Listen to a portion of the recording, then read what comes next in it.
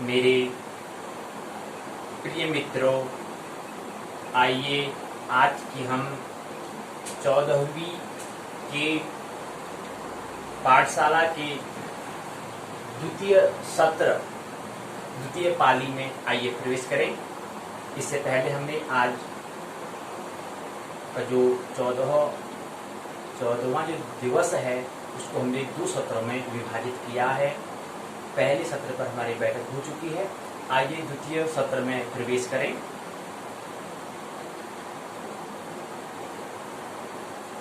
पाली 2 में, पाली 1 में हमने इससे पहले जो ब्रह्मांड एवं काल जो प्रश्न पत्र है, ज्योतिष का पहला प्रश्न पत्र है, उसके अंतर्गत जो पहला खंड है खगोल, जिसके अंतर्गत 6 इकाइयां हैं, उस पर हमने क्या कर लिया है, बात कर ली है, चर्चा हमने कर ली है। आज द्वितीय सत्र में हम अब जो द्वितीय सत्र जो है इस पर हम ब्रह्मांड एवं काल जो पहला प्रश्न पत्र है ज्योतिष का, उसके अंतर्गत दूसरी जो इकाई है, दूसरी इकाई को आइए समझने का हम प्रयास करें। अब द्वितीय इकाई क्या है, आइए इसको हम देखते हैं। द्वितीय खंड जो है, माफ करना, द्वितीय खंड, पहला खंड हो चुका है हमारा। द्वितीय खंड जो है काल, और किताब का नाम भी, उसका नाम दिया है ब्रह्मांड एवं काल दिया है। तो ब्रह्मांड के बारे में हम समझा, ब्रह्मांड के अंतर्गत हमने खगोल है उसको थोड़ा समझा, जो पहली इकाई है, पहला जो खंड है। द्वितीय खंड जो है काल, आइए काल को समझते हैं। तो काल क्या है, हमने कहा काल जो है, हम अगर बात करें, आपने उससे पहले एक बात आप समझ लें कि एक बात होती है शाश्वत, सनातन हम कहते हैं। तो शाश्वत सनातन जो है, वहां पर काल से कोई मतलब नहीं है। जहां पर काल, जहां पर समय शून्य हो जाता है, समय बियॉन्ड द टाइम हो जाता है, वहां पर शाश्वत कहते हैं, वहां पर सनातन कहते हैं। जहां पर समय की गणना नहीं की होती है, जहां पर समय ही नहीं होता है, टाइम और स्पेस जहां नहीं हो, वहां पर हम शाश्वत कहते हैं, सनातन कहते हैं। जहां पर वर्तमान, भूत, भविष्य जो भी है वो समय क्या होता है, खत्म हो जाता है, शून्य हो जाता है। आपने कृष्ण के व्यक्तित्व में आपने देखा होगा, काल्यावन जो था उसका वध किया। तो काल्यावत प्रतीक यहां पर जो अभी हम यहां पर समझेंगे, प्राच्य दृष्टि और पाश्चात्य दृष्टि, ये दृष्टियों का भेद है। एक पूर्व की दृष्टि, एक पश्चिम की दृष्टि, एक काव्यात्मक अर्थात हृदय की दृष्टि, एक वैज्ञानिक अर्थात बुद्धि की दृष्टि। इस दृष्टि में क्या भेद है, कितना भेद होता है, इसको हम समझेंगे। तो ऐसे ही हमारा यहाँ पर जो संस्कृति है, भारतीय जो संस्कृति है, भारतीय जो संस्कृति है, उसके अंतर्गत हम जो भी हम यहाँ पर हम काव्य लिखते हैं, जो भी हम यहाँ पर कृति होती है, वो काव्य के तल पर अधिकतर होती है। तो कृष्ण का व्यक्तित्व भी है काव्य के भांति, हमने उसमें कहते हैं कृष्ण का, आपने सुना है काल्यावन है, मारते हैं उसको। तो काल्यावन, वहां पर कृष्ण, काल्यावन तो काल का प्रतीक है, कृष्ण उसके आगे दौड़ते हैं, काल्यावन उसके पीछे पीछे आता है। तो कृष्ण क्या है, काल से आगे है, बियॉन्ड द टाइम। तो टाइम के आगे होना, तो वहां पर शाश्वत और सनातन की बात आती है। तो शाश्वत और सनातन की हम बात यहां पर नहीं करेंगे, लेकिन हमने इससे पहले ब्रह्मांड के बारे में हम समझ रहे थे, अर्थात अभी भी समझ रहे हैं। तो ब्रह्मांड मतलब होता है ब्रह्म प्लस अंड, अर्थात ब्रह्म के लिए क्या करते हैं, शाश्वत सनातन का हम यहाँ पर प्रयोग करते हैं। वहां पर सनातन होता है, वहां पर समय की गणना नहीं होती है, समय शून्य हो जाता है। तो वो कहां पर होता है, ब्रह्म में होता है, वहां समय होता ही नहीं है, और न क्षेत्र होता है, वहां पर न स्पेस होता है, न टाइम होता है। लेकिन यहाँ पर हम अभी क्या कर रहे हैं, थोड़ा यहाँ पर खगोल के बारे में समझ रहे हैं। तो हम यहाँ पर हम दूसरी बात, ये तो जो हम शाश्वत सनातन, ये अनिवार्य की बात है, लेकिन हम थोड़ा हम अर्ध अनिवार्य या गैर अनिवार्य कह सकते हैं उनको, इसकी हम यहाँ पर बात कर रहे हैं। तो उसके अंदर जो काल है, जो टाइम है, वो 2 भागों में विभाजित है। दो अर्थात काल को, टाइम को 2 भागों में विभाजित किया है। एक का नाम है संहारक अर्थात अखंड काल, एक का नाम है कलनात्मक गणनात्मक अर्थात सखंड काल है। जिसकी कलना की जाती है, जिसकी गणना की जाती है, ऐसे समय को हम क्या कहते हैं, सखंड काल कहते हैं, अर्थात क्या कहते हैं, कलनात्मक काल कहते हैं।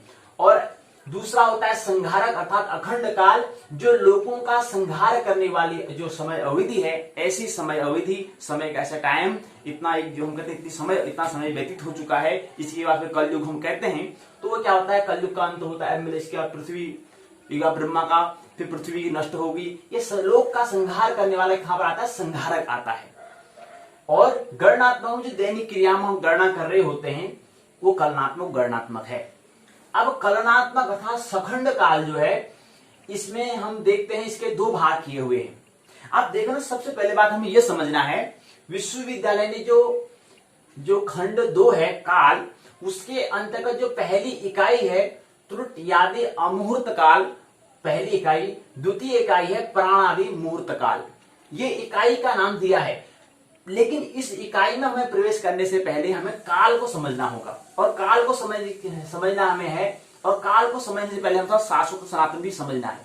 और वो ब्रह्मांड की यहाँ पर बात कर रहे हैं, वहां पर हमें समझना है, वो हमने समझ चुके हैं, हमने बता दिया है कि ब्रह्मांड वहां पर जहां ब्रह्म होता है वहां पर हम शाश्वत सनातन की हम बात करते हैं, वहां पर काल की समय की बात करते शून्य हो जाता है। लेकिन हमें क्या है, इकाई समझना है, त्रुट आदि अमूर्त काल और प्राणादि काल को समझना है, इसलिए काल को भी हमें 2 खंडों में समझना है। आखिर प्राणादि या त्रुट आदि जो हम काल के बारे में बात करेंगे, आखिर कौन सा काल है, तो उसको समझाने के लिए पहले हमें काल को समझना होगा। तो काल मतलब होता है कालः कलयति इति कालः।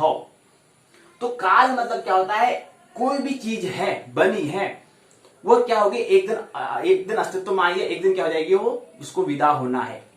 एक दिन उसका क्या होना है, एक दिन उसका जन्म हुआ है तो एक दिन उसका क्या है, उसका मृत्यु निश्चित है। अर्थात क्या है, जन्म हो रहा है तो उसके साथ दूसरी क्रिया मृत्यु की प्रक्रिया भी हो रही है। तो इसलिए कालः कलयति इति कालः, जो चल ही रहा है, जो जैसी चीज कोई आविष्कार हो चुकी है उसका विनाश भी होता है। मतलब कोई चीज आविष्कार में आ गई तो उसका विनाश भी होगा। कोई भी चीज आप देख लें, कोई भी चीज का आविष्कार होता है, कोई भी चीज हम बनाते हैं, भवन का ही अगर हम निर्माण करते हैं तो एक दिन का क्या होगा, अंत होगा। लेकिन एक बात ध्यान रखें, वो भवन का सामग्री का पूरा अंत होगा, लेकिन पूरा मैटर, पूरा पदार्थ जो है वो कम नहीं होगा, उसका रूप बदल जाएगा। पदार्थ तो उतना ही रहेगा, लेकिन जो उसका रूप था वो रूप बदल जाएगा। पृथ्वी में जितना भी अभी तक पदार्थ है वो पदार्थ उतना ही रहेगा, उसमें कोई अतिवार कम ज्यादा नहीं होगा। लेकिन जो हमने भवन बनाया था उसका क्या होगा, विनाश होगा। अर्थात समझ लें, शाश्वत में कुछ ऐसा ही होता है कि वहां पर कुछ खत्म नहीं हो रहा होता है। किसी भी चीज की मृत्यु हो जाती है तो जो मृत्यु हो रही है वो प्रकृति के अंदर होता है। मतलब प्रकृति मतलब क्या था, कोई किसी ने अभी कोई पशु है, पशु रूप में है, उसका फिर क्या होता है, इस शरीर को छोड़ता है, इस शरीर को छोड़ने के बाद उसका शरीर क्या हो जाता है, अर्थात प्रकृति क्या हो जाती है, पूर्ण हो जाती है, लेकिन ब्रह्म वही रहता है। और उसके बाद उसकी प्रकृति दूसरी हो जाती है, दूसरे योनि में चले जाता है। वो चाहे उसके जो उसने जो जैसे उसने काम किए होंगे कर्म के अनुसार अगले योनि में जाता है। तो ये बात है, शाश्वत की हम बात करते हैं। तो काल 2 हो गया, संहारक और कलनात्मक हम बात कर रहे हैं। लोक का संहार करने वाला और गणना करने वाला, कलनात्मक करने वाला। तो ये बात ख्याल रहे, हम यहाँ पर संहारक अखंड काल के बारे में अभी यहाँ पर जो है विश्वविद्यालय ने, यूओयू ने ये यहाँ पर जिक्र नहीं किया है। जिक्र हम केवल त्रुट आदि अमुहूर्त और प्राण आदि मुहूर्त को, मुहूर्त जो है, अमुहूर्त और मुहूर्त। मुहूर्त मतलब होता है जो क्या हो, स्थूल हो, जो हमें दिखाई दो। मुहूर्त मतलब होता है प्रकट, और अमुहूर्त मतलब अप्रकट। अब समझो, काल भी जो है मुहूर्त और अमुहूर्त होता है। अर्थात एक काल हमें जो हम दैनिक क्रिया में लाते हैं वो काल भी होता है, एक जो होता है हम दैनिक क्रिया में नहीं लाते हैं।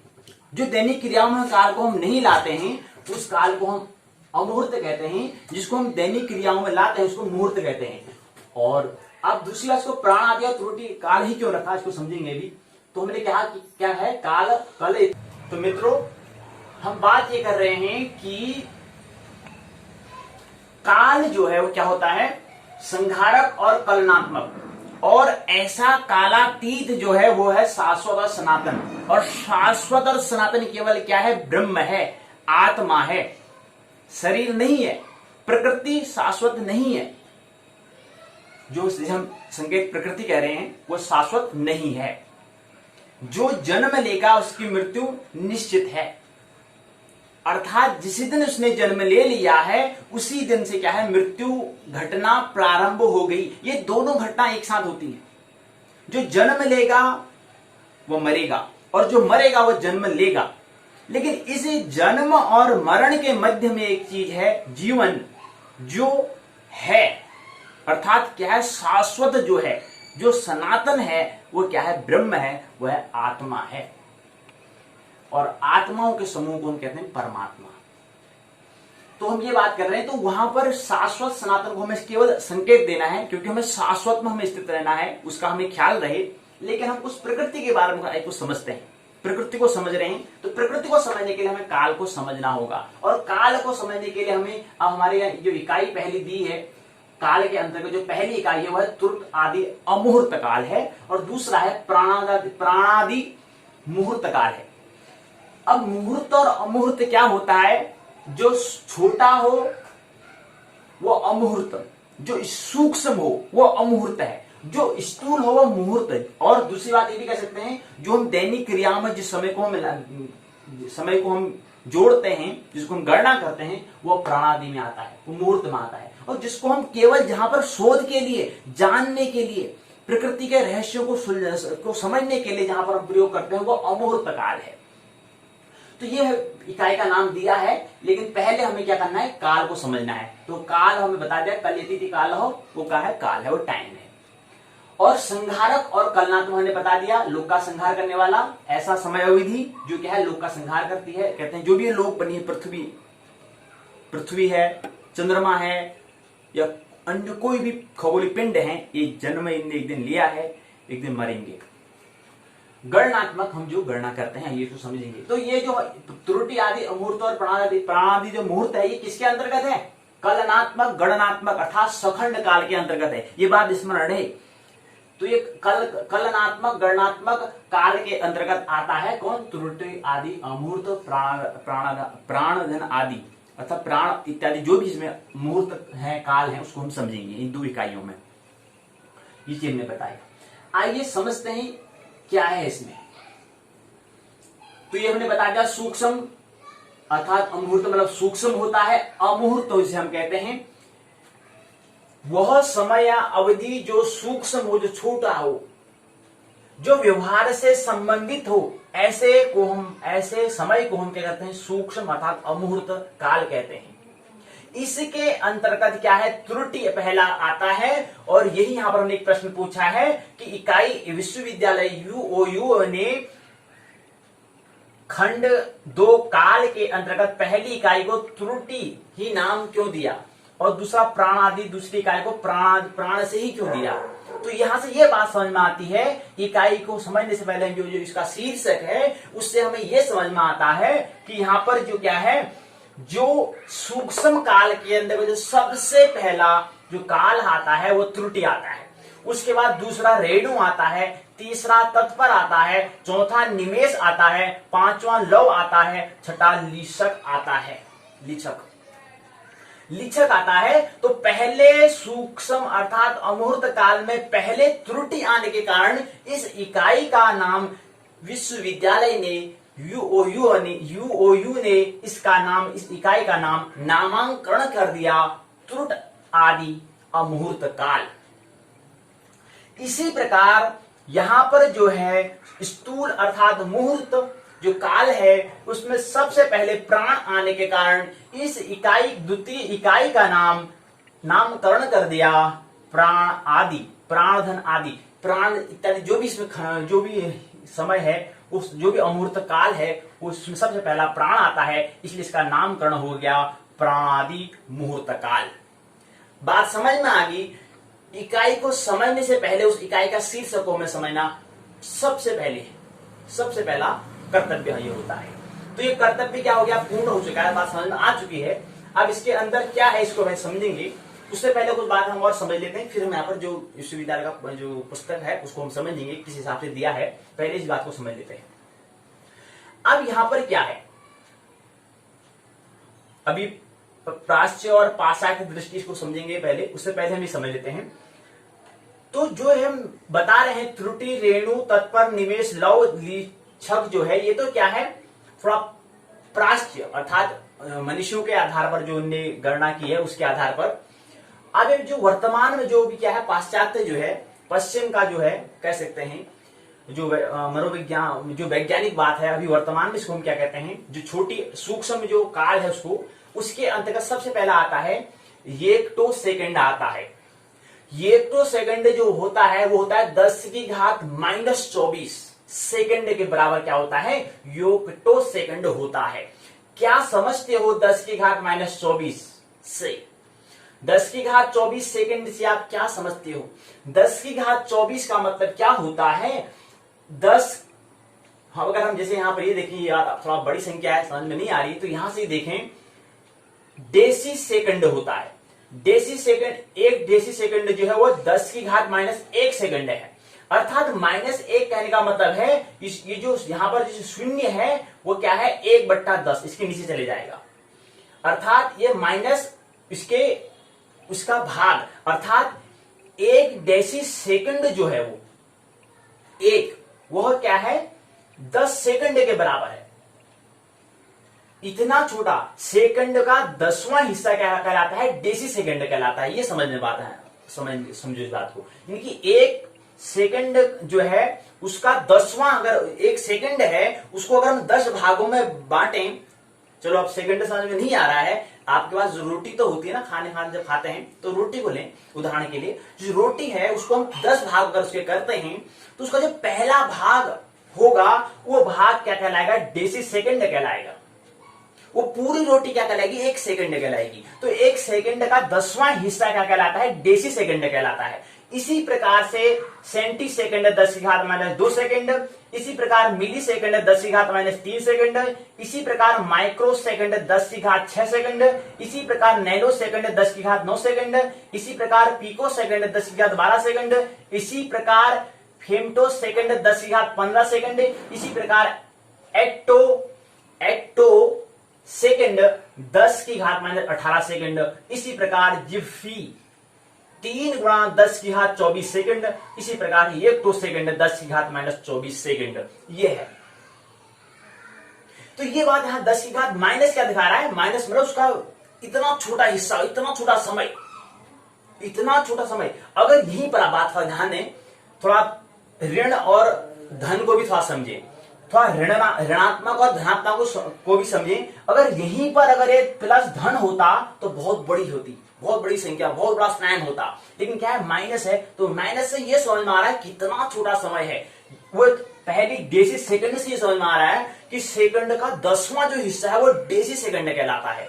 और जो 10⁻24 है, समझो जो 10⁻24 है, यानी कि सेकंड का इतना बड़ा जो है हिस्सा है, सेकंड जो 1 सेकंड का 24वां हिस्सा जो कहलाएगा वो येक्टो सेकंड कहलाएगा। कितनी छोटी इकाई होगी, कितना छोटा समय होगा वो। ये छोटा वर्तमान के समय जो हमारा अभी वैज्ञानिक जो है उस हिसाब से वर्तमान में ये है, लेकिन अभी जो मनीषी की जो दृष्टि है उसमें त्रुटि रेणु तत्पर निमेश लव लीक्षक हम ये कहते हैं। तो ये बात समझना है। तो ये आधुनिक और थोड़ा प्राचीन ये दृष्टि है, लेकिन है समय क्या है, सूक्ष्म अर्थात अमुहूर्त। आप इसी प्रकार से स्थूल अर्थात मुहूर्त अर्थात प्राण आदि मुहूर्त काल जो है उसको समझते हैं, जो क्या है कलनात्मक के अंतर्गत आती हैं दोनों, सूक्ष्म और स्थूल। इसमें भी क्या है, प्राच्य और पाश्चात्य की दृष्टि है। प्राच्य जो कहते हैं वो कहते हैं एक प्राण बराबर होता है 10 विपल। एक प्राण जो है वो किसके बराबर आएगा, 10 विपल के बराबर आएगा। अर्थात पाश्चात्य दृष्टि किसे क्या कहेगी, 4 सेकंड के बराबर, 4 सेकंड के बराबर होगा। और एक पल जो होता है, प्राच्य कहता है, प्राच्य की दृष्टि है वो कहते हैं कि एक पल जो है वो बराबर 6 प्राण होंगे। यानी कि एक पल जो होगा वो 6 प्राण। एक श्वास को लेने में कितना वक्त लगता है, कभी आपने विचार किया? एक श्वास को पूर्ण करने में जो समय लगता है वो 4 सेकंड का वक्त लगता है। एक सांस लेने में 2 सेकंड का वक्त लग जाता है और छोड़ने में भी 2 वक्त का सेकंड लग जाता है। तो 4 सेकंड यानी कि एक प्राण। ये बात समझ में आई तुम्हें? यहाँ पर एक प्राण लिखा है 4 सेकंड के बराबर। क्या समझते हो इससे? प्राण का मतलब होता है एक श्वास जो हम ले रहे हैं, एक श्वास को लेने में हमें 2 सेकंड का समय व्यतीत हो जाता है और इस श्वास को छोड़ने में भी 2 सेकंड का क्या होता है, समय व्यतीत हो जाता है। जो स्वस्थ व्यक्ति होगा उसको 4 सेकंड का लगेगा एक सांस को लेने में, एक प्राण, उसको प्राण हम कह रहे हैं। स्वस्थ व्यक्ति जो होगा उसको कितना वक्त लगेगा, 4 सेकंड का वक्त लगेगा। तो ये एक प्राण से बात समझ में आएगी। एक प्राण 10 विपल अर्थात 4 सेकंड के बराबर होता है। एक पल 6 प्राण अर्थात 24 सेकंड के बराबर होता है एक पल। और 2.5 पल का बराबर क्या होता है? 1 मिनट होता है। एक विपल बराबर क्या होता है? प्राण का 10वां हिस्सा। प्राण का जो 10वां हिस्सा है वो क्या है? एक विपल है। अभी हमने यहां पर समझाया था, वही यहां पर समझा रहे हैं। अर्थात 2/5 सेकंड होता है, अर्थात 4 सेकंड होता है। इसी प्रकार से नाड़ी अर्थात घटी जो है वो कितने बराबर होती है? 60 पल के बराबर होती है, अर्थात 24 मिनट के क्या होता है? बराबर होता है। ये प्राच्य दृष्टि है, पाश्चात्य दृष्टि है। अभी जो वर्तमान हम मिनट कहते हैं वो क्या है? पाश्चात्य दृष्टि अर्थात पश्चिम की जो मनोदृष्टि, क्योंकि विज्ञान कहां से आया है? पश्चिम से आया है। ये बात समझे, विज्ञान भारत से नहीं है। थोड़ा भारत का यहाँ पर विज्ञान में ज्यादा आविष्कार नहीं हुआ है, थोड़ा चिंताजनक विषय है, होना चाहिए। तो काव्य का जन्म काफी है, लेकिन विज्ञान का जन्म यहाँ पर कम हुआ है। तो इसलिए इस पर विकास करना है, ये विचार करें कि वैज्ञानिक यहाँ पर अधिक से अधिक वैज्ञानिक हम व्यक्ति में प्राप्त हो। तो यहाँ पर क्या है? पश्चिम से आया था, इसलिए पाश्चात्य दृष्टि हमने बताई, पश्चिम की दृष्टि है। तो अभी हम जो मिनट सेकंड कह रहे हैं ये पश्चिम की दृष्टि से हो रहा है। तो यहाँ पर हमने बता दिया कि एक अभी जो घटी हम नाड़ी जो बात कर रहे हैं ये प्राच्य की बात है, अर्थात मनुष्यों की बात की बात है ये। तो वो घटी पल कहते हैं। यहाँ पर भी क्या कहते हैं? मिनट सेकंड कहते हैं, वही है, कुछ ज्यादा भेद अंदर नहीं है। जो यहाँ पर घटी पल कह रहे हैं वहां पर मिनट घंटा, मिनट सेकंड मिनट घंटा होता है। तो यहाँ पर एक घटी बराबर क्या हो गया? अर्थात 60 पल होता है, अर्थात 24 मिनट के बराबर क्या होता है? एक घटी होता है। और एक नक्षत्र अहोरात्र जो है अर्थात वो किसके बराबर होती है? 60 घटी के बराबर होता है, अर्थात 24 घंटा। और दूसरी बात, 24 घंटा हमने किस हिसाब से लिया है इसको समझें। 24 घंटा का जो हम कहते हैं कि एक अहोरात्र अर्थात एक दिन रात जो होता है वो 24 घंटे का होता है। ये हम किस हिसाब से लेते हैं? ये हम पृथ्वी की अपनी कील पर, अपनी धुरी पर जो घूमने का जो वक्त है उसको, एक धुरी पर घूमने में पृथ्वी 2 तरह की गति करती है। ये बात समझें। पृथ्वी क्या है? कुछ इस तरह से घूमती है। इस तरह से घूमते घूमते क्या करती है? सूर्य की तो परिक्रमा करती ही है, लेकिन अपने अक्ष, अपने कील की भी, अपने धुरी की भी क्या करती है? गति करती है, उसकी भी क्या करते हैं? परिक्रमा करती है। एक घूर्णन होता है, एक परिक्रमा होता है, इसको समझें। वो बात हम बात करेंगे, जो भूगोल होगा वहां पर हम बात कर लेंगे, लेकिन फिर भी संक्षिप्त में समझें तो इस प्रकार से गति करती हुई है। जैसे लट्टू से घूमते से जाता है तो ऐसे गति करती है वो। तो उसको अपनी कील में, अपने धुरी में घूमने में कितना वक्त लग जाता है? उसको 23 घंटे 56 मिनट 46 सेकंड का वक्त लग जाता है।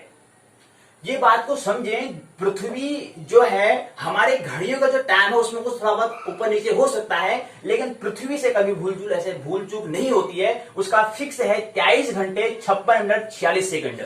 लेकिन एक बात और स्मरण है यहाँ पर कि पृथ्वी भी क्या है, जो उसका निश्चित समय है 23 घंटे 56 मिनट 46 सेकंड का जो वक्त है, लेकिन ये टाइम, ये कील भी क्या होती है, कभी क्या हो जाती है, इसमें भी क्या हो जाता है, पृथ्वी भी क्या हो जाती है, विचलन आ जाता है। वो विचलन क्या वजह रहती है कि ज्योतिष में हम आगे अध्ययन करेंगे, वहां पर समझेंगे, लेकिन संकेत फिर भी यहाँ पर संकेत दे रहे हैं कि पृथ्वी जो इतनी बड़ी वसुधा है उससे भी भूल चूक किन्हीं अन्य ग्रहों से, सूर्य, अन्य जो ताराओं से, उसके प्रभाव से क्या होता है, इसकी धुरियों के समय में भी क्या है, अंतर आ जाता है। घड़ियों में तो आता ही है, घड़ियों का हमने आविष्कार इसी के हिसाब से 24 घंटे का हमने क्या करा है, टाइम को हमने बनाया है। तो पृथ्वी अपनी कील जो है उसकी परिक्रमा करने में जो समय जो लगता है, उस समय अवधि को हम 24 घंटा, एक नक्षत्र अहोरात्र या एक अहोरात्र कहते हैं। कभी आपने गौर किया, हम एक दिन कहते हैं, एक दिन बात पूरी हो जाती है, लेकिन हमें ख्याल ही नहीं है एक दिन एक रात क्या होता है, एक अहोरात्र होता है। क्योंकि हम दिन के काम कर रहे होते हैं, इसलिए एक दिन से काम चल जाता है। लेकिन क्या एक दिन करने से पूरा एक अहोरात्र हो जाता है? वैसे हम एक दिन की गणना में 24 घंटे होते हैं ऐसा मानते हैं, लेकिन ऐसा है नहीं, क्योंकि एक दिन में 12 घंटे होते हैं, एक रात में 12 घंटे होते हैं, 12 पर मेरा क्या बनता है, 24 घंटे होते हैं। वो किस हिसाब से, पृथ्वी की गति के, पृथ्वी के अपनी कील पर घूमने के हिसाब से है। वो हिसाब आप समझे। तो कितना है, 23 घंटे 56 मिनट 46 सेकंड का वक्त लगता है। पृथ्वी इतनी बड़ी वसुधा है, लेकिन उसमें भी क्या हो जाता है, विचलन आ जाता है। कभी इस घंटा में क्या है, जो इससे भी भूल चूक हो जाती है, वो किन कारणों से, उसको बाद में हम समझेंगे आगे, ज्योतिष में विस्तार से बात करेंगे। ज्योतिष का तो यही काम है, विश्व पर क्या है, अध्ययन करना। तो ये बात हमने समझी। तो ये हमने बता दिया एक दिन रात क्या होता है, 60 घटी के बराबर होता है। तो पहले जो प्राचीन जो मनीषी वो कहते हैं 60 घटी कहते हैं, और यहाँ पर हम क्या कहते हैं, 24 घंटा कहते हैं। ये इतना ही अंतर है। 2.5 घटी बराबर क्या होता है, 1 घंटा होता है। एक मास बराबर होता है एक महीने, एक मास में 30 अहोरात्र होते हैं, 30 दिन रात होते हैं। 30 दिन का हम क्या कहते हैं, कितनी भूल करते हैं हम, एक महीने में हम कहते हैं 30 दिन होते हैं। क्या बात सही है? 30 अहोरात्र होते हैं, 30 दिन रात होते हैं, तब जाके क्या बनता है, एक महीना बनता है, एक मास बनता है, एक मंथ बनता है। लेकिन हम कहते हैं हाँ 30 दिन हो गए, काम चल जाता है ना, क्योंकि हम दिन जो है उसी में हम काम कर रहे होते हैं, उसी की हम गणना करते हैं, रात की तो गणना करते ही नहीं है। तो जो भी है, लेकिन चल जाता है, चल रहा है, कोई दिक्कत नहीं। लेकिन जिसे चिंतन करना चाहिए, शोध करना, उसे थोड़ा विचार करें, अपनी भाषा को समझाएं। दूसरा दिन कह रहा तो मैं भी दिन नहीं कहना है, उसको विचार करें, क्या मैं सही बोल रहा हूँ, क्या मैंने जाना है, इसको समझें। एक वर्ष में 12 मास होते हैं। एक वर्ष क्या होता है, उसमें 12 मास होते हैं। एक महीना, अर्थात हमने बताया कि एक मास 30 अहोरात्र, मतलब एक महीना अर्थात एक मंथ होता है। और एक वर्ष बराबर 12 मास बराबर एक साल होता है, अर्थात ये क्या है, पाश्चात्य दृष्टि है, इसको 1 ईयर बोलते हैं। आप कहते हैं कि यार हम कहते हैं यार मैं 21 साल का, मैं 20 साल का, मेरी उम्र 30 साल की हो गई। ये गणना हम किस में करते हैं, ये गणना हम कलनात्मक में कर रहे हैं। काल के अंतर्गत द्वितीय जो खंड है कलनात्मक अर्थात गणनात्मक, उसके अंतर्गत हम बात कर रहे हैं। लेकिन क्या यही में हमें टिक जाना है, क्या हमें यहीं पर रुक जाना है? नहीं, हमें शाश्वत की भी, सनातन का भी ख्याल स्मरण हमें रखना है। कहते हैं कि 21 साल हो रहा है, 21 साल किसका हो रहा है, वो शरीर का हो रहा है, अर्थात प्रकृति का हो रहा है। तुम्हारी उम्र तो है ही नहीं, तुम तो क्या हो, शाश्वत और सनातन हो, इसका स्मरण रहना चाहिए। ये है अंतस दृष्टि अथवा बाह्य दृष्टि है, इसको समझिए। ये बात हमने बता दी। प्रश्न इकाई क्या दिया, तो हमने कहा इकाई 1 और 2 को क्रमशः त्रुटि और प्राण आदि शीर्षक से व्यक्त करने का क्या कारण है विश्वविद्यालय का, ने इसको ऐसा क्यों दिया, ये बात भी आप समझ चुके हैं। और इससे क्या आप समझते हैं, तो ये बात समझते हैं कि त्रुटि जो है वो क्या है, सूक्ष्म का सबसे पहला क्या है, काल त्रुटि आता है। और मुहूर्त अर्थात ये अमूर्त में आता है, अर्थात क्या है, सूक्ष्म में आता है। और मुहूर्त अर्थात क्या है, स्थूल में सबसे पहला जो काल का नाम है वो है क्या है, प्राण है, इसलिए इसको प्राणादि मुहूर्त और त्रुट आदि अमूर्त काल कहा। इकाई का नाम समझ में आ गया। अब थोड़ा हम था पाश्चात्य और प्राच्य और पाश्चात्य दृष्टि को समझे। थोड़ा भेद है, वो भेद कैसा है, जैसे हृदय और बुद्धि का भेद है, उसको समझे।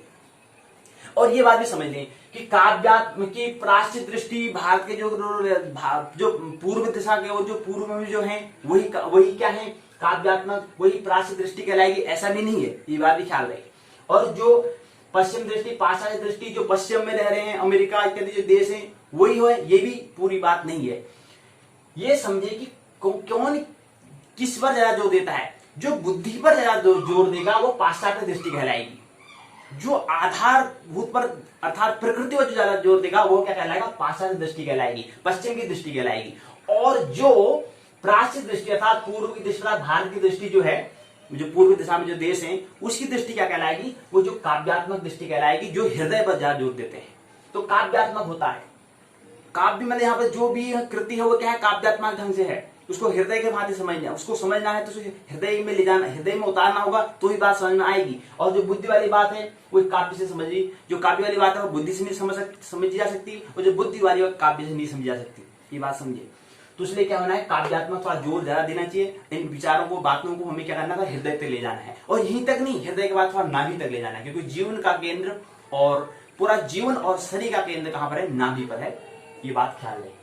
तो ये पश्चिम की दृष्टि बताया, बौद्धिकता अर्थात भौतिक अर्थात विज्ञान पर जोर देता है, और काव्यात्मक तब है ये क्या है, हृदय पर। और क्योंकि प्राच्य और पश्चात्य दृष्टि, क्योंकि पश्चिम से थोड़ा विज्ञान का जन्म हुआ है, इसलिए इसको हम पश्चिम की दृष्टि कहते हैं। और प्राच्य है क्योंकि पूर्व दृष्टि, क्योंकि भारत यहाँ पर है, तो इसलिए हम कहते हैं उसको काव्यात्मक दृष्टि होती है, इसलिए काव्यात्मक कहते हैं। तो ज्योतिष क्या है, काव्यात्मक तल पर है, अर्थात क्या है, ज्योतिष का आविष्कार कहां पर हुआ है, भारत में ज्यादा हुआ है।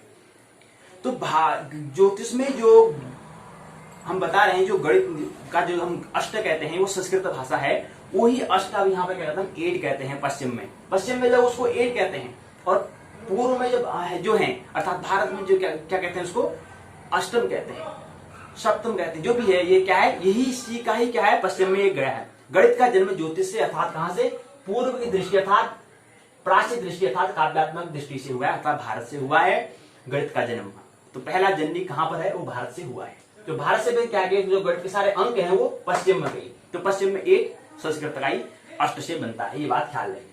अब कहते हैं कि समय हम जो गणना करते हैं, हम यहाँ पर काल की बात कर रहे हैं, यहाँ पर कलनात्मक अर्थात गणना करने वाला जो समय है उसकी हम बात कर रहे हैं। तो गणना हम किस के हिसाब से करेंगे? तो गणना करने के लिए हमारे पास यहाँ पर 4 क्या है हमारे पास पिंड हैं। पहला है सूर्य, दूसरा चंद्रमा, तीसरा नक्षत्र, चौथा पृथ्वी। सूर्य किसे कहते हैं, स्टार किसे कहते हैं, पिछली बैठक में हम बात कर चुके हैं। बात सूर्य अगर क्या है ये बात समझ में अगर नहीं आती है तो प्रातःकाल जब सूर्य होता है, दिन में जब देखते हैं एक बार सूर्य को देख लें, वही सूर्य की हम बात कर रहे हैं। चंद्रमा जो रात्रि को आते हैं उस चंद्रमा की हम बात कर रहे हैं। नक्षत्र हम थोड़ा जो रात को जो तारे दिखाई दे रहे हैं उन तारों को हम नक्षत्र कह रहे हैं, क्योंकि तारों के समूह को हम नक्षत्र कहते हैं, ये स्मरण रहे। चंद्रमा हम जो यहाँ पर दिखाई दे रहा है, जो ग्रह की परिक्रमा करें वो क्या है, जो उपग्रह है सूर्य हम चंद्रमा कहते हैं।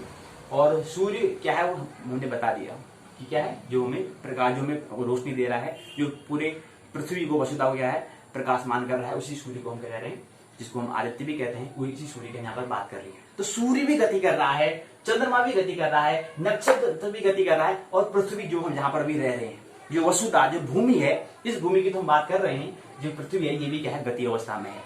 तो चारों के गति के हिसाब से, चारों गति कर रहे हैं, इनके गति करने में जो वक्त लगता है उसके हिसाब से हम समय की गणना करते हैं।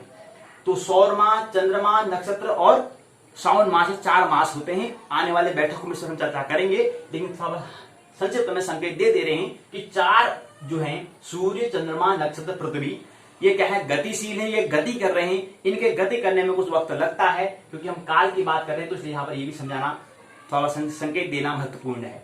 तो ये कल गणना हम करेंगे तो ये मास आएंगे, महीने की हमने यहाँ पर बात कर ली है। एक मास में 30 दिन होते हैं, 30 अहोरात्र होते हैं, 30 दिन रात होते हैं, ये हमने बात कर ली है।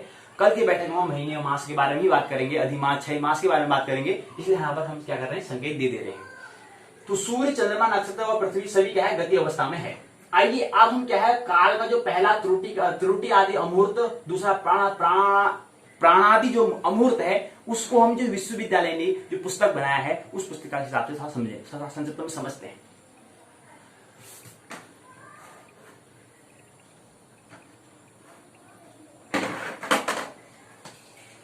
तो द्वितीय खंडे में आज हम प्रवेश कर चुके हैं, और ये 14वीं पाठशाला है, और द्वितीय सत्र भी प्रारंभ हो चुका है। द्वितीय सत्र में हम ये बात कर रहे हैं।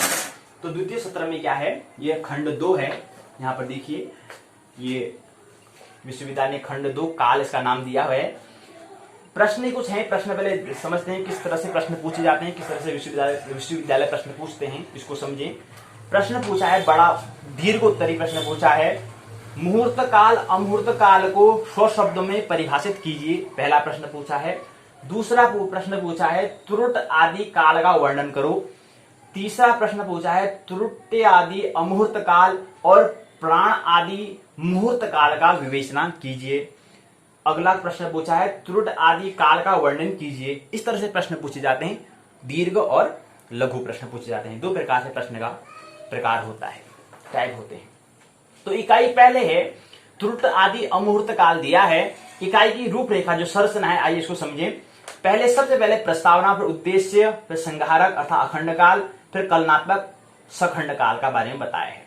तो प्रस्तावना, उद्देश्य, संहारक, अखंड काल, कलनात्मक सखंड काल। तो पहला बिंदु प्रस्तावना, दूसरा बिंदु उद्देश्य, तीसरा बिंदु संहारक अर्थात अखंड काल, चौथा बिंदु कलनात्मक सखंड काल दिया है। उसके बाद कुछ बोध प्रश्न है। उसके बाद सूक्ष्म काल किसे कहते हैं, उसके अंतर्गत त्रुटि किसे कहते हैं, सूक्ष्म काल के अंतर्गत त्रुटि क्या है, रेणु क्या है, तत्पर क्या है, निमेष क्या है, लव क्या है, लीक्षक क्या है, और आधुनिक सूक्ष्म काल। बोध प्रश्न कुछ हैं, फिर सारांश कुछ बातें होंगी, पारिभाषिक शब्दावली होगी, बोध प्रश्न के उत्तर होंगे, सहायक पाठ्यक्रम होगा, संदर्भ ग्रंथ सूची होगी, निबंधात्मक कुछ प्रश्न होंगे। यहीं पर क्या होगी, इकाई फिर पूर्ण हो जाएगी। तो प्रस्तावना में बता रहे हैं, कह रहे हैं कि यह खंड क्या है, काल के नाम का, काल से संबंधित इसको हमने किया है, काल खंड इसका नाम, इस खंड का नाम हमने काल दिया है। तो मन में प्रश्न उठता है कि काल है क्या, कल यति इति कालः, इसकी व्युत्पत्ति क्या है, जिसकी कलन अर्थात गणना होती है, जिसको हम जोड़ते हैं, जिसका हम हिसाब लगाते हैं, वो क्या है, काल है। काल की बात हो रही है, हम शाश्वत सनातनी की बात नहीं कर रहे हैं, काल की बात कर रहे हैं, अर्थात प्रकृति की बात कर रहे हैं। तो संपूर्ण ब्रह्मांड में काल ही एक ऐसा लोकोत्तर पदार्थ जो सर्वदा चलायमान है। यह काल ही ज्योतिष शास्त्र का मूल प्रतिपाद्य है। वस्तुतः काल के स्वरूप का निर्धारण करने के लिए कारण ही इस शास्त्र को हमने काल विधायक शास्त्र भी हम इसको कहते हैं। काल के निर्धारण करने के कारण इसको हम इस शास्त्र को काल विधायक शास्त्र भी हम क्या कहते हैं, क्योंकि काल कहते हैं आने वाले टाइम में क्या होगा, इसकी सारे ढेर सारे बातें पहले ज्योतिष बता देता है, इसलिए इसको हम काल विधायक शास्त्र भी कहते हैं। एक उद्देश्य 5 बातें इसमें 5 उद्देश्य इसमें दिए हुए हैं। संहारक काल अर्थात अखंड काल क्या है इसके बारे में बताया है। कलयतीत काल और 2 काल इसमें होते हैं। लोक का संहार करने वाला, गणना करने वाला अर्थात कलनात्मक अर्थात गणना करने वाला काल। उसके बाद आता है, फिर उसके बाद से आगे क्रम बढ़ता है, तो उसके बाद आता है, फिर ये बताया रखा है इसके काल के बारे में।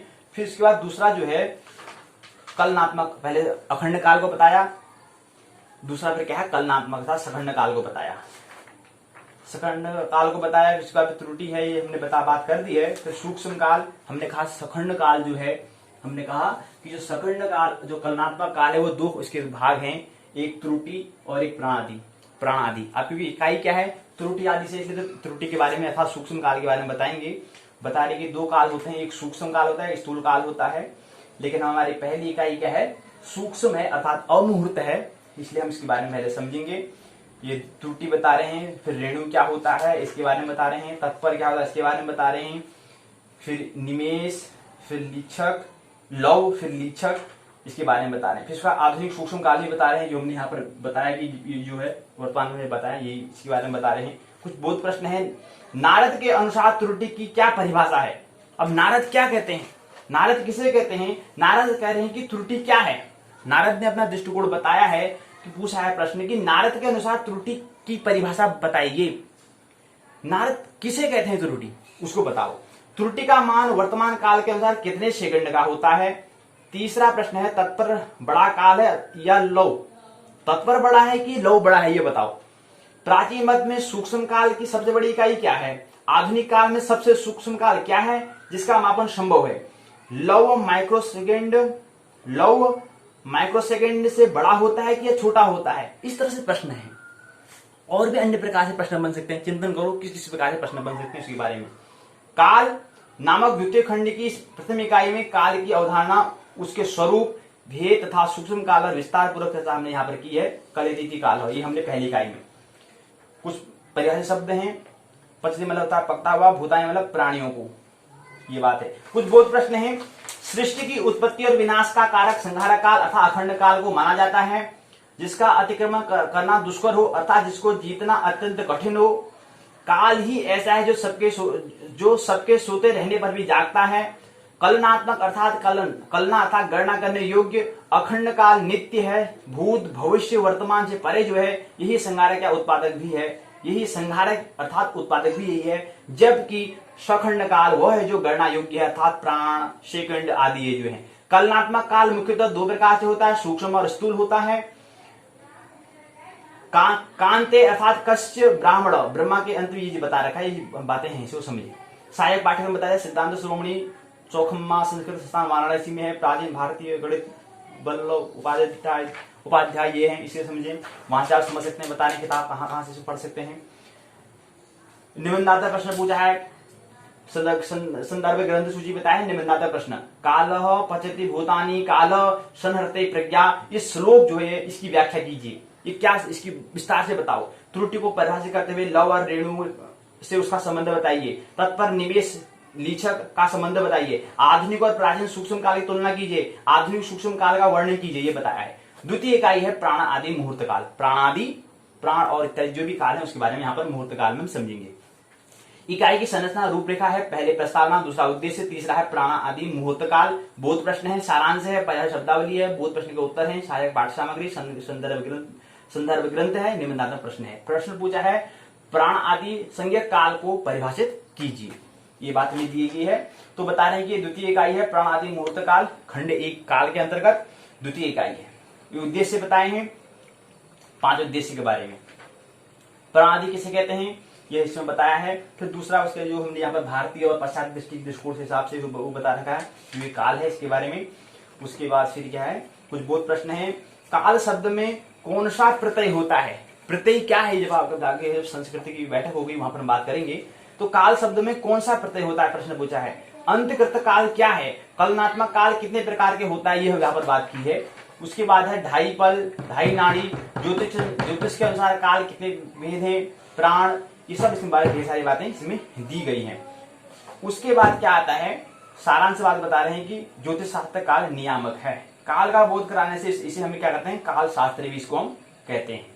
ये बात बताइए। इसमें पारिभाषिक शब्दावली है, बोध प्रश्न पूछे हैं, ये बोध जो प्रश्न है उनके उत्तर यहाँ पर दिए हुए हैं।